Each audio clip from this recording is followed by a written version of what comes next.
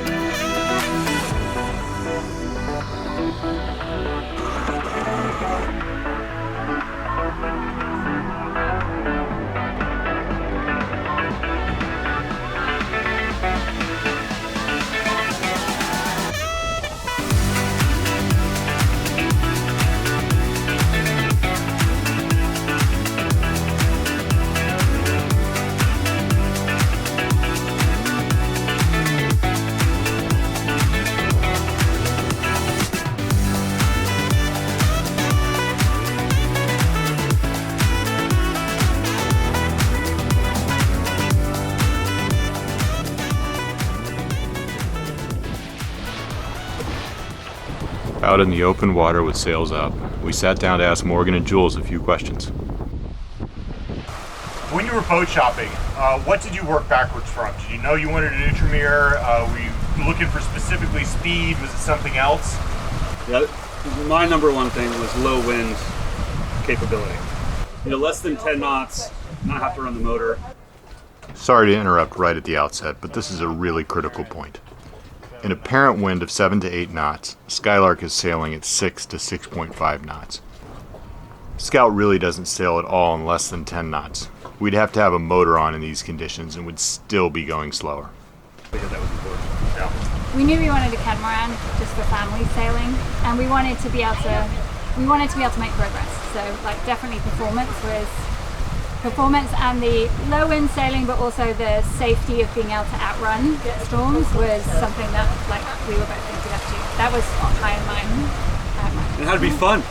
Who and when shouts jibe ho? Jibe ho!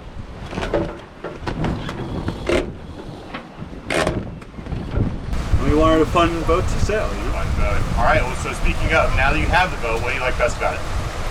Sailing. Speed, yeah.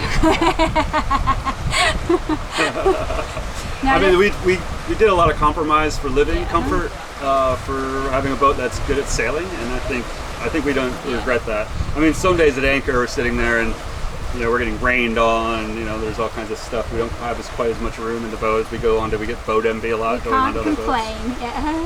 But, and I'd say, like, simplicity. Skylark is so simple. Yeah. So the sailing is beautiful and simple, and just there's some richness in it being just very simple and I feel very in tune, like easy to be in tune with the boat. That was 4 simples. What does Jules mean? Well, for example, Skylark has a self-tacking jib, meaning they can cross through the head of the wind without touching a sheet. For Scout, that's a multi-person effort of steering plus letting one sheet out while rapidly pulling in the other. And then the systems are simple. Yeah. So, like, you know, it's easier to troubleshoot things. That was 2 more simples, and this time referencing systems. A big example of that is that Skylark doesn't have a generator. That's one whole less engine to maintain. Not to mention the lack of a big heavy diesel also helps them go faster.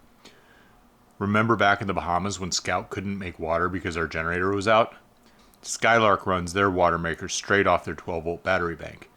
How do they manage that? The first and obvious reason is the increasing efficiency of solar. But what about a string of cloudy days? More and more cruisers are turning to high-power alternators as a backup power source to solar versus having a generator on board. All right, other side of the equation, everything is a trade-off in a boat. What's one thing you would change? Ooh. Good question. I take stuff off the boat. We've got too much stuff on the boat. That's not Better place to as put the boat. life raft. Yeah. Which we lost. What would we change? Well, we already changed, actually, probably the most important thing about this boat. When we bought it, we changed. We put structural stringers underneath the bridge deck of the boat to help break up the waves and strengthen the deck when it slams into waves. And I think we wouldn't still be doing this with this boat if we hadn't done that, because Is that a safety thing, a comfort thing, or both?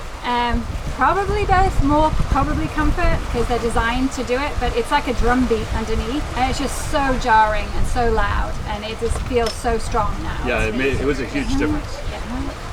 I think the other thing is we go through a lot of things that are things that we'd like to change about the boat, and then we go through the thought process and we come back to think, actually, It's good, yeah. like not having a helm seat. That seems like a big one. We're like, we're gonna fix that right away. I know, I like our perch. What surprised you? Like, I guess the slapping underneath perhaps is an example, but anything else that wasn't either positive or negative, Yeah. you sort of had one expectation and then it was something else.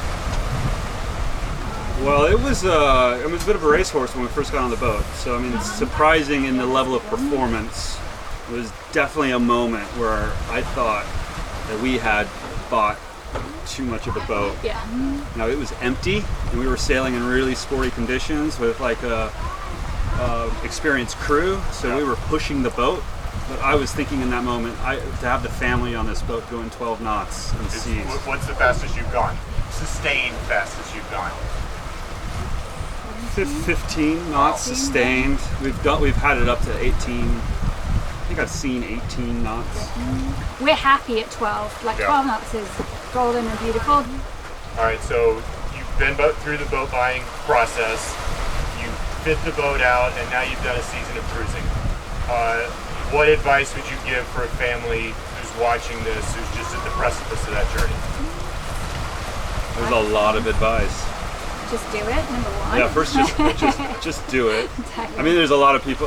We've met a lot of people, including you guys, that just did it, right? And I think there's two camps, right? There's some people are ready to go jump off the cliff, and there's some people that are worrying and they'll plan all day long and they'll never end up doing it. So just do it.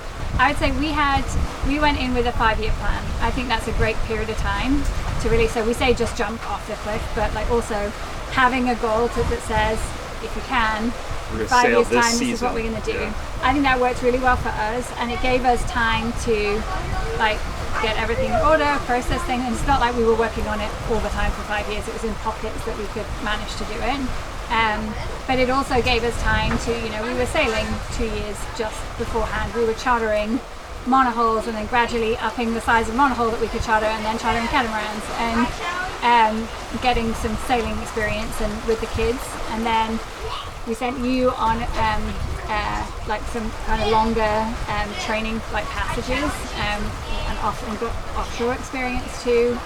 So I was very grateful that we did those things and built those things in before we got on the boat, and I think that helped just the ease of It makes it easier, a little bit less stressful, but it's not necessary. No, well, You can learn as you go, and there are people out there that'll help you. yeah. But I think it agree. de-stresses it. Yeah, it does, and I agree. But also, we specifically chose going to the Caribbean the first year because we knew it was good cruising ground to get our feet under us. Our original plan was to go from Long Beach across the, down Baja and Jump across into the the Pacific, right? And we were like, wait a minute, no, that's stupid, right? And so let's do the Caribbean the first year, because then we can build up the experience. So you can, like you're saying, jump off, but you've got to jump off and make the right plan. Just do it. Are you having fun? Oh yeah. Yeah. Yeah, I think it is incredible. The sailing's fun, meeting people, the adventure of it. It's all incredible. I think there is something to know, and I would say, like, if you have issues with family, the boat's not going to fix it, right? So I think the biggest adjustment for us is learning how to, deal with life's tribulations together. That's also my biggest piece of advice. If you have issues, the boat is not gonna fix it. Dude, it's better if the boat goes fast versus slow. Yeah, that's true. I think what it means, everybody has issues in their family. That's totally normal, right? For all, and especially if you're bringing kids, right? Kids is a big deal. But I think you just have to go into it with an open mind, knowing that. As long as you know that, then you can like put some things in place or work through things. Just get mad with each other, but then let it go. Yeah, I mean, it's like it's going to amplify in a small. It does amplify. In a small area, being 24/7 like with each other, but you also it's an opportunity to get to know each other even better. And assuming you have the tools to work through those things, then you come out much better together. So. Yeah, when we get back to land life, we're going to be like superhero family people, right? Because we've gone through it all on a boat. I hope.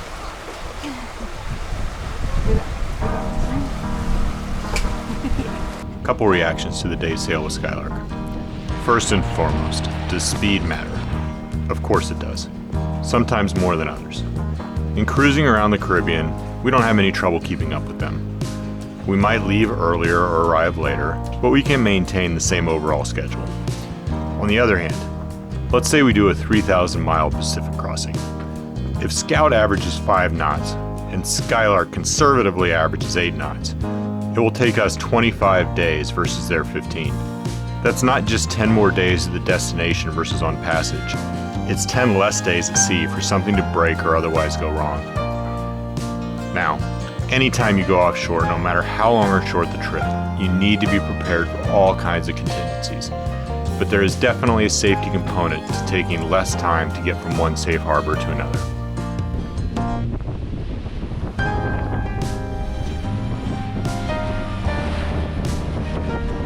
Morgan and Jules make it look really easy. They're super knowledgeable and competent people. Yet even in our little day sail, there were issues to be addressed. Boats are hard. It was nice to see that the crew of Scout aren't alone in having challenges thrown at us seemingly daily. All of which just makes their journey all the more rewarding.